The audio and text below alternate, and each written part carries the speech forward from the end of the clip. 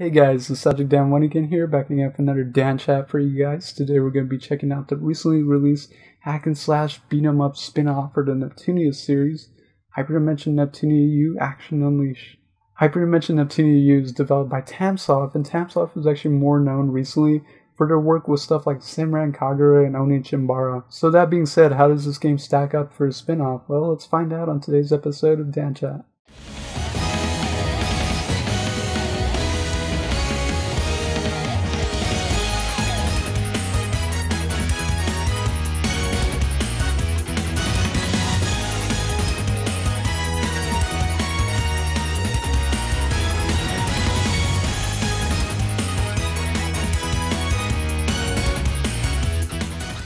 The story of Hyperdimension Neptunia U revolves around the CPU and CPU candidates being bored after defeating so many monsters, and that's when Dengekiko and Famitsu propose a little friendly competition. Dengekiko and Famitsu are new characters introduced in this game, and the names should sound familiar to some as they are based off two well-known Japanese gaming magazines. Now the story in here isn't anything special. In fact, Neptunia U has very little dialogue throughout the game. The plot is mainly progressed after completing a certain amount of quests, with some event scenes here and there. The game does still have some funny moments though, but let's be honest, you aren't playing this game for the story per se, it's more about the gameplay, so let's delve into that. As mentioned before, Hyperdimension Neptunia U is a hack and slash beat 'em up spin-off for the series. The game is predominantly based around taking quests, and each quest may have various win conditions, character restrictions, or requirements. You will be fighting waves and waves of enemies in these small dungeon-like areas. Each character has their own special skills to use, which require a certain amount of SP. You can also do weak, strong attacks, jump, and dash. You can also do aerial moves as well, but I found myself fighting really grounded. As you fight, you will build up this EXE drive meter, which allows you to transform once it gets to a certain level. You can also pull off very powerful EXE drive and Lily skills. Since this game is developed by Tamsoft, they certainly injected some Simran Kagura inspiration into Neptunia U with the costume break mechanic. After your character takes a certain amount of damage, or uses strong attacks a certain amount, your outfit will break, causing this clothes breaking animation. If this happens, you will have lower defense, but crit and EXE drive goes up. Man, these girls really should invest in some more durable clothing. Now this is obviously an obligatory fan service mechanic, but the game actually pokes fun at this mechanic as well. But to be honest, I found myself using the character's unbreakable costumes because I personally didn't want any interruptions during a combo.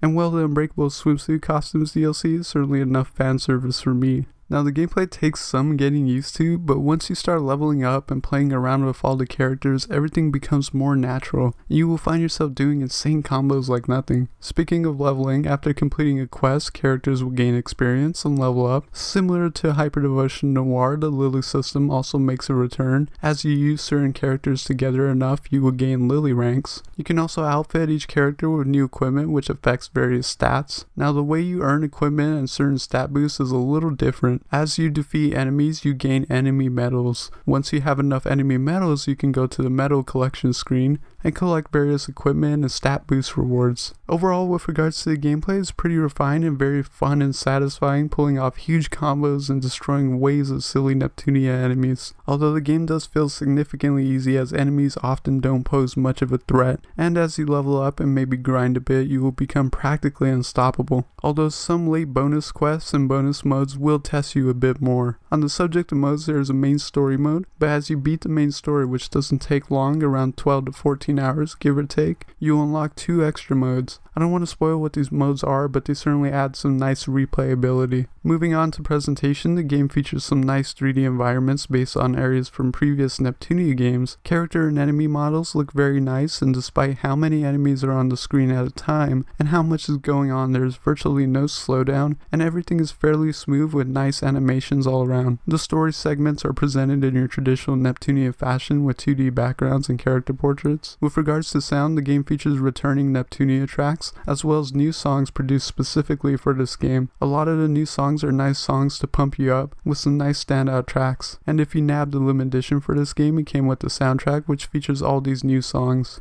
Overall, Hyperdimension Neptunia U is a solid beat 'em up hack and slash. It's tons of fun to play and pull off absurd amounts of damage and crazy combos. Although it is on the easier side and is one of the shorter games in the series due to the genre, the game still has lots of replayability and bonus modes that will keep you playing well after beating the main story. It may not become one of your favorite beat 'em up hack and slashes, but it's still quality. For those who enjoy games like Samurai Kagura, Onichimbara, and stuff like Dynasty Warriors, you might want to check this one out. For fans of the series, this is a welcome and refreshing spin-off for the series. It takes everything you know and love about the series and wraps it up in a very different kind of package that works surprisingly well. I had lots of fun with Neptunia U. I enjoy me a nice beat 'em up hack and slash, and I love the Neptunia series, so I found a lot to love here.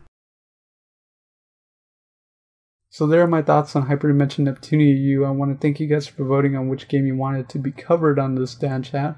But unfortunately, I am going to be retiring Dan Chat as a series to focus on the series I started up. But I want to thank you guys for watching as always, and until next time, please take it easy, guys. Bye, guys.